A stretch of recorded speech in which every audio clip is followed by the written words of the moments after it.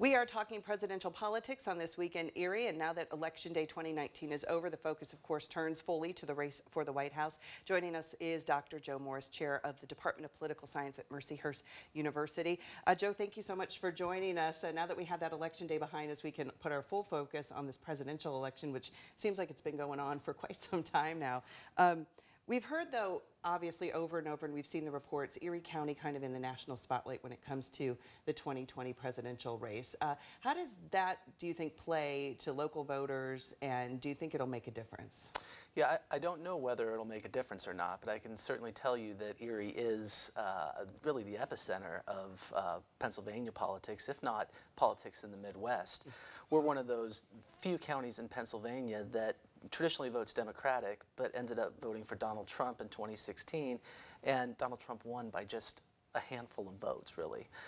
So I think all eyes are going to continue to be on Erie County, as they should be, because in many ways we're a bellwether for what's going on in states across the region, or counties across the region. And I know back in 2016 during that race, we saw every candidate come through Erie County, and the only one who did not was Hillary. Do you think that played a role, and do you think that'll change? Do you think we'll see more candidates coming through? Yeah, I think they'd be foolish to miss Erie County, particularly the Democrats. Donald Trump has a long established record, a well-established record of coming to Erie, paying attention to Erie voters, and drawing really voters from throughout the region to the rallies he's held here. We saw the crowd last year. It was enormous, and they were from all over the place. So I think any Democrat that chooses not to come to Erie County is, in essence, choosing to cede the county to Donald Trump. I think voters need that sort of personal attention, and they expect it, as they should. When it comes to the race, it's still a pretty crowded field. We've seen a few people dropping out, Beto O'Rourke recently. Do you foresee this group narrowing down soon, or do you think we'll still have this crowded field well into 2020? Yeah, you know, it's difficult to tell. What we historically see is we see a number of candidates hold on at least through the early primaries, and we have a pretty large field. But we started off with an enormous field of Democrats this time, so it's not surprising that that's been winnowed down quite a bit. What we can do is look at the candidates' finances, and we can tell just by looking at their finances that a number of candidates at the very top are doing quite well. They're able to raise a lot of money. But as we go further down the list, it looks to be that many candidates are struggling, and that's only going to get worse. Donald Trump has raised already about $80 million. He has over $80 million on hand. That's as much as the top three Democrats combined. Really?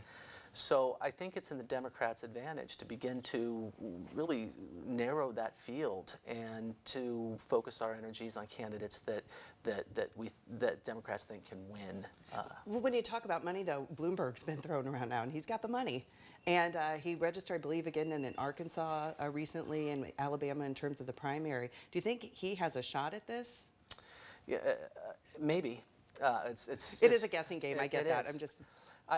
I find it. We often talk about the lanes that elected officials or candidates have to run in, and he's going to run in a moderate lane, and he's going to do that along with people like Kamala Harris, with Buttigieg, with Joe Biden. And that's a rather crowded lane, but we'll have to wait and see. I mean, to have the financing that he does, he could be fully self-financed and spend more money than top Democrats that we have right now.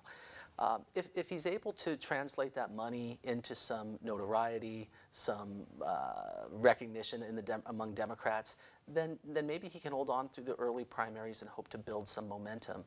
But whether or not he can do that, or even if he chooses to get fully into the race, I don't know. The impeachment, of course, another looming issue. Do you think it'll hurt President Trump at all? I mean, it seems like nothing really can hurt him at this point. Yeah. I mean, obviously, this is a much bigger issue than he's faced before. It is. So there's a group of core supporters of Donald Trump that are probably not going anywhere, regardless of what happens with the impeachment inquiry. But there are a number of Republicans that perhaps voted for Donald Trump in spite of the fact that he was Donald Trump. They didn't care for him, but they voted for him anyways because he was a Republican. So there's the possibility that this impeachment, if it goes the right way, could help the Democrats by peeling support away from Donald Trump.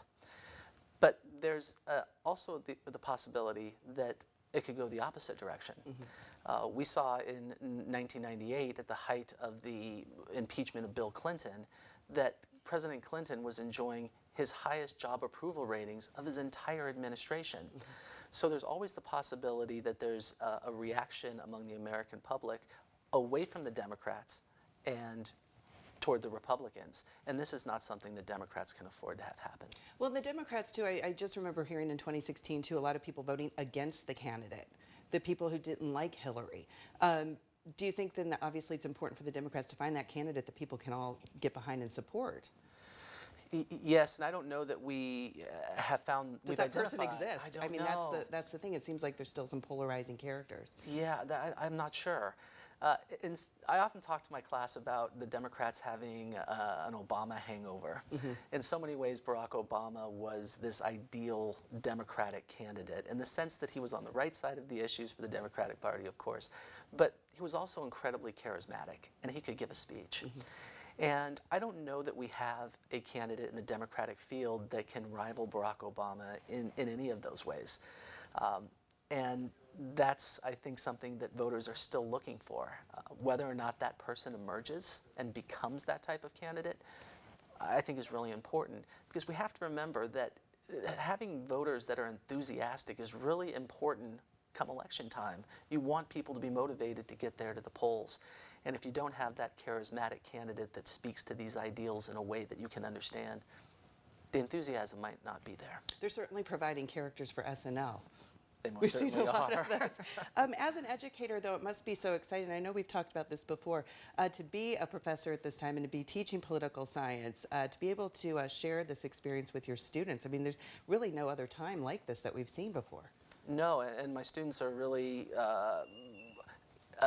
they're spending a lot of time following politics in a way that they historically have not. All of my students are interested in politics, but the fact that we have an impeachment inquiry going on, we have public testimony about to begin, we're on the threshold of a presidential election, we have a polarizing figure as president in Donald Trump, means that my students are very much interested in national politics at this moment. Well, Dr. Joe Morris, thank you so much. It's always so interesting talking to you about this, and hopefully we'll talk again. We should make it scheduled to have you back again as this progresses and as the field narrows. It's been a pleasure. It's going to be an interesting year, I think, most certainly for all of us. Thank you so much, and thank you for joining us on This Week in Erie.